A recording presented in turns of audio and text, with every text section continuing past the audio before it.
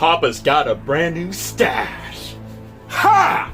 Where are my manners?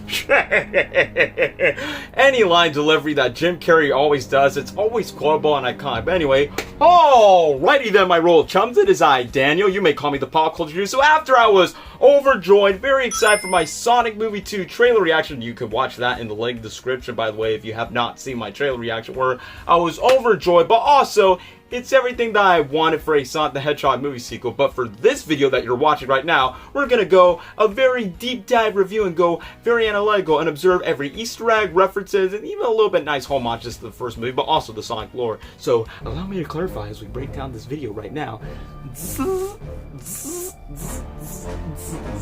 Before we go into a deep analysis of each single segment of the trailer, let's listen to the first scene, shall we?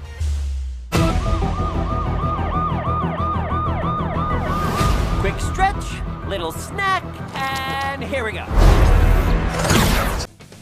So as we see in this night shot where we definitely see the Seattle Tower, we see Sonic the Hedgehog himself seeing the cops patrolling down below from this beautiful, beautiful sky view where he's surrounded by a bunch of buildings, and the way that he's standing on the building, it definitely gives me the vibes of Sonic Adventure 1 where he says, "Ah, yeah! This is happening!" Funny enough, because the voice actor for Sonic for that video game, Sonic Adventure 1, by Ryan Drummond, he's excited for the movie too. So it's cool that we could see like Ben Schwartz's take on that too.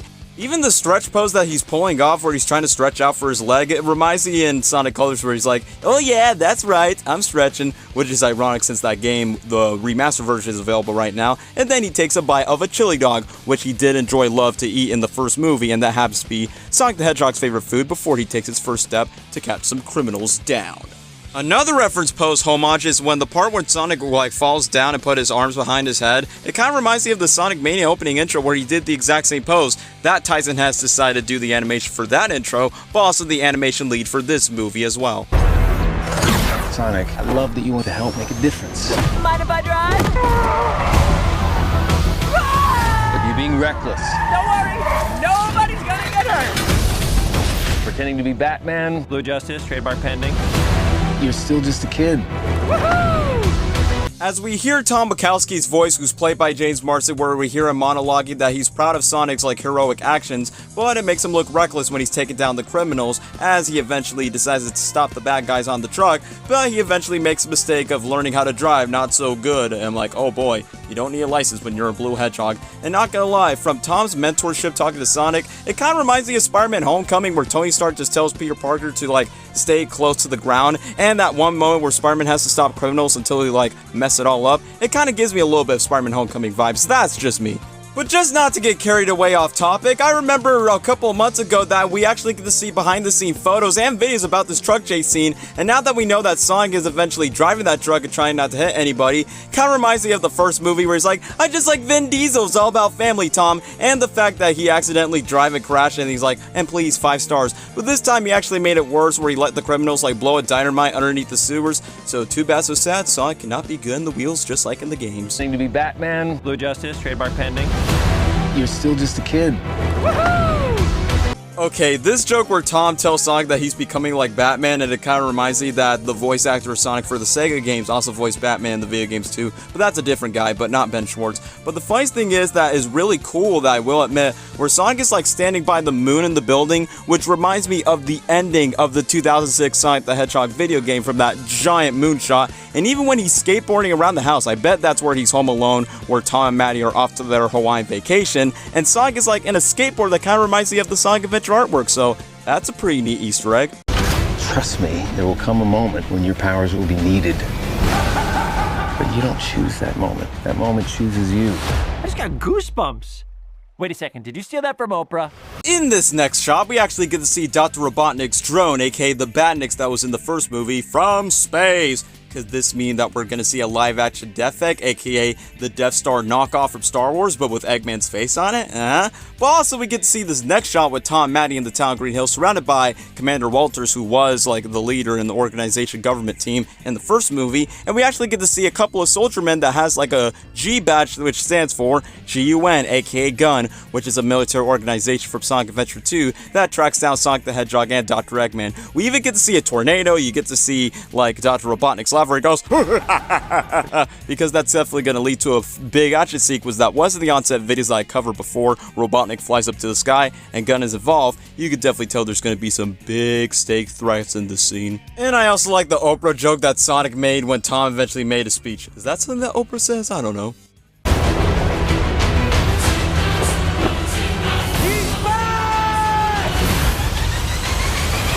Since the last time that we saw our main villain from the first movie, Dr. Robotnik, aka Dr. Eggman, who was stuck on the Mushroom Planet, he'd just find a way to go E.T. phone home back to Earth as he puts on a brand new red suit, but also looking very close to the video games. And one of the best shots of this trailer is where we see Dr. Robotnik's right-hand man, Agent Stone, yelling, "He's back!" And what's so funny about this, if you remember from the first movie where he offers his boss, "I thought you like a latte with sea moss and goat milk," he's working in a coffee shop, but not just an ordinary coffee shop, Mean Bean Coffee Shop, which is named after Dr. Robotnik's Mean Bean Machine video game. It's pretty funny that Agent Stone will do that in his spare time to make some coffees and some lattes in the town of Green Hills. But also, one of the best Easter eggs where we see like Jim Carrey's full-blown Dr. Robotnik with the bald head, the huge mustache with the red suit, and look at all the badniks, including the upgrade ones. It kind of looks like buzzer bombers, which looks exactly like the ones from the Sonic the Hedgehog video games, but it's all metalwork, kind of looks like a wasp. Papa's got a brand new stash. Every line delivery that Jim Carrey brings, it always ends up being iconic, especially how the way that he introduced himself kind of reminds me of the Riddler Batman Forever. Like the jacket, it keeps me safe when I'm jogging at night. And the way where he says, "Ha!" when he twirls, it reminds me of this scene from Bruce Almighty. Sorry guys, I'm just a really huge Jim Carrey fan, and I'm just really excited to see Jim Carrey doing his classic 90s performances as Dr. Robotnik once again. But anyway, let's get back on topic. After that twirl at the Mean Bean Coffee Shop inside to meet Agent Stone again, we lead to this scene. Since I've been gone, I've discovered the source of ultimate power. That sounds big. It's been on my vision board for years. Ever since Dr. Robotnik decided to reunite with Agent Stone, he has discovered the source of ultimate power, and it's none other than, hallelujah, the Chaos Emeralds. And what's so interesting about the Chaos Emeralds, this is so true to the character of Dr. Robotnik, aka Dr. Eggman. The main reason why he's after the Chaos Emeralds, because there's these powerful gem crystal looking beings that eventually could cause like over so much power that can happen for Sonic to change it to a supersonic form where he goes over powerful, and even Eggman wants him for himself to rebuild his Batniks and even all of his robots to become even more powerful than before, which is probably one of the reasons why that he uses the electric quill to create all those new Batniks. And what's interesting about the background when Robotnik finds the Chaos Emerald, or in this case, the Master Emerald, which is the big green giant one that Knuckles the Echidna guards to protect from his ancestors, what's interesting, we see an owl in the background. Wait a minute, does that mean Dr. Robotnik has went to Sonic's home planet? Which means if we see the owl, if you remember from the first movie, Sonic was guarded by this guardian owl named Longclaw that was served to protect Sonic when he was young until she was hunted down by Knuckles' species, the Echidna tribe clan that hunted her down. That sent Sonic to a different part of the world so he could be safe on his own.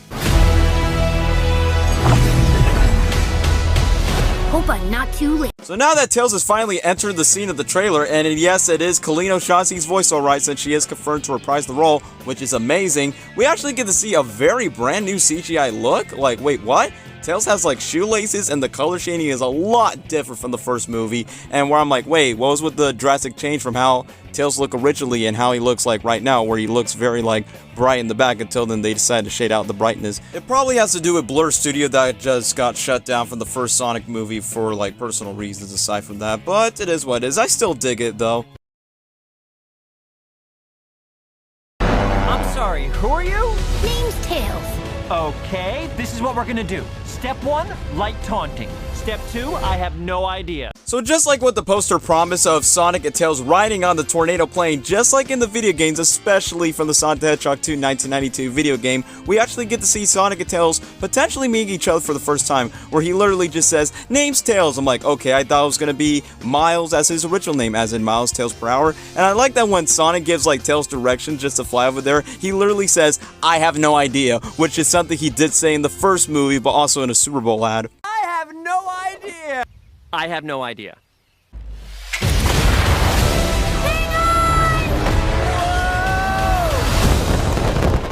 That wasn't too bad.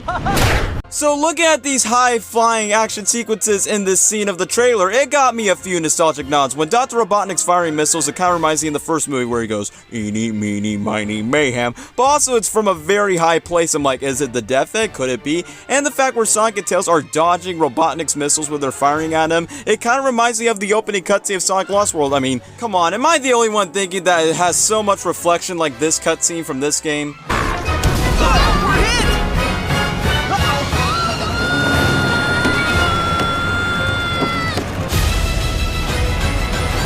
This short action segment of the trailer actually got my eyes and attention really fast because look, you literally see Sonic just going through Spinball, through the spikes, through the lava, through the wall. It definitely reminds me of the vibes of Lava Reef Zone from Sonic the Hedgehog 3, but also from Sonic Mania as well. Told you guys, this is definitely going to be faithful to the video games for sure. Today's forecast calls for a 100% chance of adventure. In this shot, where Dr. Robotnik's mustache almost fell for a booby trap before it got shaved to his big, brilliant, bushy mustache, we definitely see the owl symbol logo once again, just like earlier in the trailer, which is still connected to Longclaw. It's so sad that Dr. Robotnik has to go to Indiana Jones-style booby traps, including that face. It reminds me of the mask where he goes, "Ah!" And then we get to have some two returning human characters where we have Maddie and her sister Rachel, who are played by Tika Sumpter and Natasha Rothwell, where they're giving each other a high five, and we see that Rachel's in a wedding dress since Tom and Maddie are off to a Hawaiian vacation just to attend her wedding with her possible fiance, Randall. And now thanks to the aftermath for letting Sonic home alone all by himself, now that leads to Sonic and Tails going inside to this cabin outside in the cold and the snow, which we will get to that later on, where they get to meet a couple of dudes that look very upset at them, including one of them decided to like stab with a knife on the table as Tails faints, which definitely gives me vibes of the first movie with those countrymen where they have that bar fight scene where everything goes slow motion. And as we get to this interesting shot where we see Sonic nearby a waterfall with this temple that has the Master Emerald, and it's exactly how it looks like in Sonic Adventure 1, where Knuckles is in charge to protect it at all costs since he is the last of his kind in his species.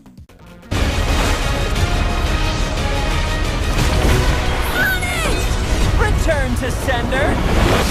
Okay, what's so really cool about this scene that I actually find that is very interesting, so if you remember the snow, that's where Sonic and Tails actually went to a cabin in the cold. I remember there was like an on-set video that actually shows snow and some Alaskan Husky dogs, but now we actually get a reference where Sonic is snowboarding by Robotnik's Badniks, which is definitely reminding me of the level Ice Capstone from Sonic the Hedgehog 3 and Sonic Adventure 1. And I definitely like the look on Jim Carrey's full-on bald look as Robotnik where he encounters with Sonic and Tails again, and the way that Tails shouts out, "Sonic!" It reminds me of what Colleen O'Shaughnessy voiced the character in Sonic Forces from those tragic wimpy times of "Sonic, help me!" Sonic! And I like the fact how Sonic just throws the missile and just goes, boom goes the dynamite. Face it, you're never going to get my power. So this dialogue is definitely a reflection of the first movie where he's basically just talking about like his opponent for what he wants for his power and literally him just being motivated to stand up for himself for his electric power. Like literally similar to the speech where he says, "This is my power," and so on. This is my power, and I'm not using it to run away anymore. I'm using it to protect my friends. Face it, you're never going to get my power.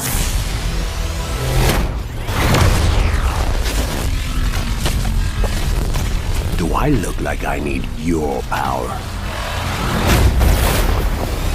Woo-hoo-hoo! Shoot! That was a very nice small snippet of how Idris Elba sounds like Knuckles the Echidna.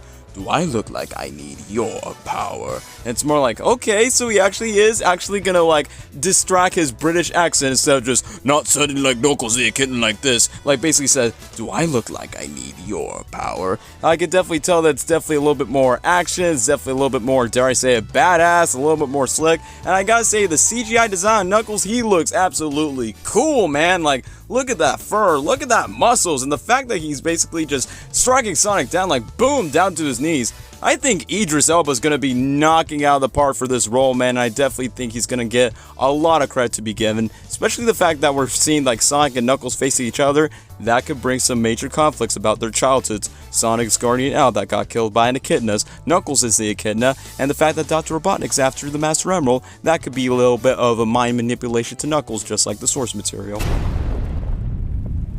Where are my manners? Sonic, meet Knuckles.